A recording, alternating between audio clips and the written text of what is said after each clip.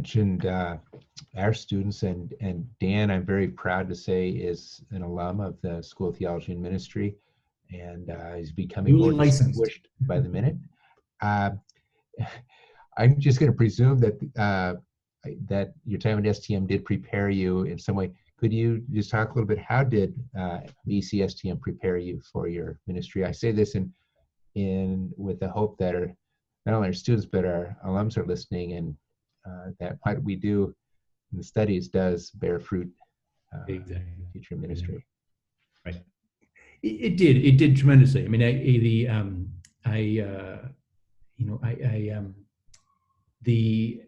what I found there, and what I have loved in my Jesuit life, and the STM was an integral part of that, was this combination, the tripartite combination of an intellectual depth. We took the intellectual life seriously. We went into it. We had serious questions about it. We wanted to look at the reality there, and we did not shy away from that.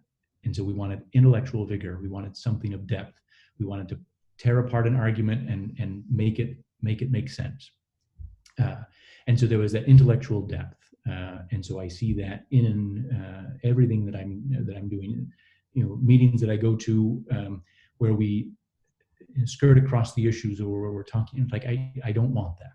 Let's get into something deep here. Let's tear apart the sort of the normal cynical responses, or the sort of the tried and true conspiracy theories. Let's break through those. Let's get to some real data and be able to talk about something of depth. And so that first, there's that intellectual depth that I found.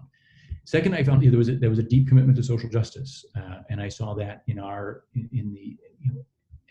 the absolute requirement that something of our intellectual life had to be done in the streets, that it could not remain there in the Brighton campus where everything's nice and clean and safe and confined.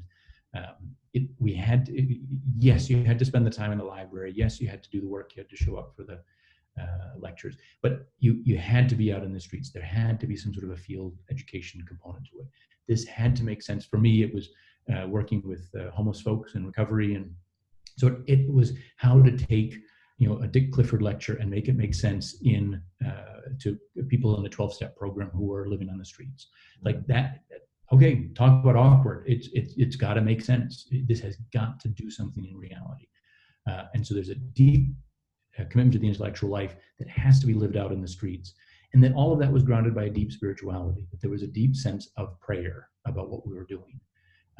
And I saw that in so many of our professors, so many of the ways that we lived that out, that there was a deep sense that this was a prayer community, that we were indeed praying together. There was something about a spiritual life that was not in any way separated from that intellectual life.